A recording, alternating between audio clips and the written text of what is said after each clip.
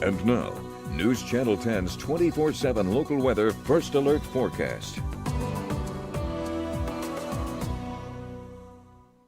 Well, good Wednesday afternoon, everyone. I'm meteorologist Sean Bashirs checking in with a quick look at things, how everything's shaping up after we had a pretty active morning. You can see the last of any rain from this morning has since thinned out and is pretty much out of the equation for the time being, but we might already be reloading for round two. Right now, keeping an eye on this off towards the west here as we go on into the afternoon hours, looking at our Doppler radar off that direction.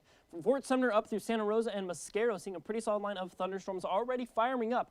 Is that our main event for the night? We're going to have to wait and see. If it is, that may tone down our severe risk, but still flash flooding going to be a major threat. But we're really watching this very closely as we go into the early afternoon hours. Let's take a look at your first alert weather event for the day today going into Thursday. Let's take a look at how things are shaping up out there. As of right now, a slight risk, so they're not expecting super high risk type situations, but tornado risk, large hail, strong winds, and of course flash flooding going to be major concerns here as we go throughout the next 24 to 46 hours. There's a flood watch currently in effect until tomorrow. That's all the counties in dark green.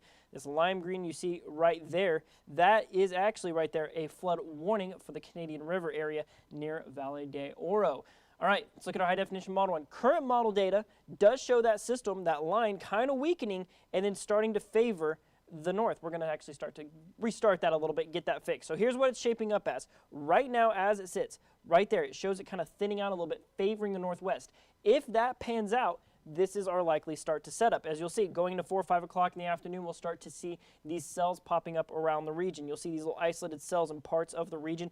This will be our window for tornadic activity because you'll see pretty quickly as everything hits the state line, it just becomes this big blob of thunderstorm activity. That's where we're going to see those heavy rains, some strong winds. Hail threat will certainly be persistent as well, but the tornado threat goes way down when you see these big lines of thunderstorms like this. We keep those rain chances going through the overnight hours, even into tomorrow morning, so flash flooding going to be a major concern here as we move forward in the forecast. We're going to see that persistent threat across much of the region, even going into Thursday afternoon. So breaking down those threats, flash flooding by far our highest threat here in the forecast. Strong winds will be a part of it as well. Large hail tornadoes may be slightly lower, but still mentionable. Still something we're really going to have to keep an eye on here as we go throughout the outlook. So looking at your rainfall forecast, this is everything if it pans out the way the models are showing right now. It does show upwards of 3 inches in the next 7 days here in Amarillo. Let's narrow it down to the next 48 hours. As you'll see right there, Amarillo somewhere in the ballpark of a couple of inches. But if any of these storms move slower, we could likely see more than that. So let's start to move it down the line here.